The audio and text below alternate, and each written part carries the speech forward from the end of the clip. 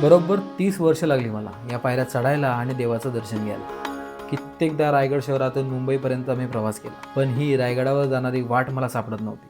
आणि आज फायनली तो दिवस आलाच, ज्या दिवशी आम्ही आमच्या देवाचं घर म्हणजे दुर्गेश्वर श्रीमंत रायगड पाहणार आहोत. पण हा प्रवास आमचा इतर प्रवासासारखा सोपा नव्हता, कारण प्रवासादरम्यान झालं होतं एक छोटंसं ॲक्सिडेंट. सकाळी लवकर उठून पार्किंगमधल्या गाड्या काढून, गाड्या साफ करून, मॅप लावून सकाळी 4 वाजता आम्ही 166 किलोमीटरचा आमचा प्रवास चालू केला. काही किलोमीटर आम्ही पुढे गेलोच होतो आणि आम्हाला लगेच एक ब्रेक घ्यावा लागला, कारण आमच्या पतल्या रायडरचं या रस्त्यामुळे झालं होतं ॲक्सिडेंट.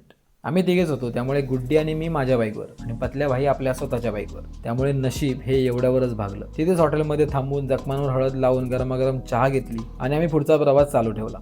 मध्ये मध्ये थांबत पतल्या भाईची वाट बघत फोटो व्हिडिओ घेत आम्ही पोचलो गडाच्या पायथ्याशी. आज होता शनिवार आणि सुट्टीचे दिवस असल्यामुळे इथे प्रचंड गर्दी. गाड्या लावायलाही जागा नव्हती, त्यामुळे आम्ही आमच्या गाड्या अशा रस्त्याच्या बाजूला पार्क केल्या आणि पुढे चालत गेलो. मध्येच गर्दी येता शिरकाई मातेचं आम्ही दर्शन घेतलं आणि बरोबर 10:30ला गडाच्या पहिल्या पायरीवर नतमस्तक होऊन गड चढायला सुरुवात केली. एका दमात हजारो पायऱ्या वर चढून जाणं हे काही आम्हाला सोपं नाही, आणि महत्त्वाचं म्हणजे रायगडावर यायची एक्साइटमेंट आमची एवढी होती की आम्हाला रात्रभर झोपच नाही, आणि या न झोपण्याचा परिणाम असा हा दिसू लागला. बऱ्याच ठिकाणी थांबत जखमांवर पट्ट्या बांधत रायगडाचे वाढत जाणारे भव्य रूप बघत, महाराजांचा याही दगडांना कदाचित स्पर्श झाला असावा असा विचार करून शक्य त्या दगडांवरून हात फिरवत स्वराज्याच्या राजधानीची पुनर्बांधणी करण्यासाठी मोलाचा वाटा उचलणाऱ्या या प्राण्यांसाठी वाटा मोकळ्या करून देत आम्ही बरोबर 12:30च्या दरम्यान गडाच्या महादरवाजाजवळ येऊन पोहोचलो. जय आणि विजय अशी 2 नावे असलेल्या स्वराज्याच्या या 2 भक्कम बुरुजातून आम्ही महादरवाजात प्रवेश केला. तिथेच प्रत्येकी 25 रुपयाचं तिकीट घेऊन आम्ही रायगड बघायला सुरुवात केली. गडावर आल्याच्या नंतर पहिला आम्ही हा लोखंडी खांब बघितला.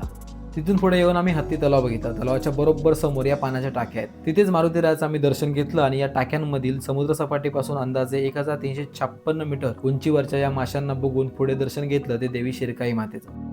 हत्तीखान्यात प्रवेश नव्हता, त्यामुळे होळीच्या माळावरील छत्रपतींचे दर्शन घेतलं आणि पोचलो या नगारखान्याजवळ, आणि इथेच हे चित्र माझ्या मनात भरलं. गर्दीतून उंचावणारा हा आपला भगवा आणि या भगव्याला कायम धगधगत ठेवणारे आपले सिंहासनाधीश्वर.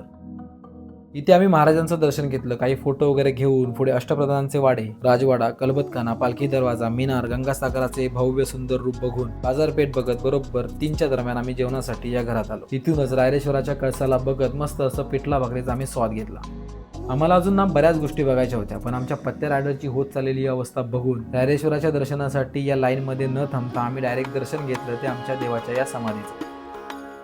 आम्ही बराच वेळ इथेच थांबलो आणि नंतर पुढे जाऊन पोचलो ते डायरेक्ट टकमक टोकाजवळ.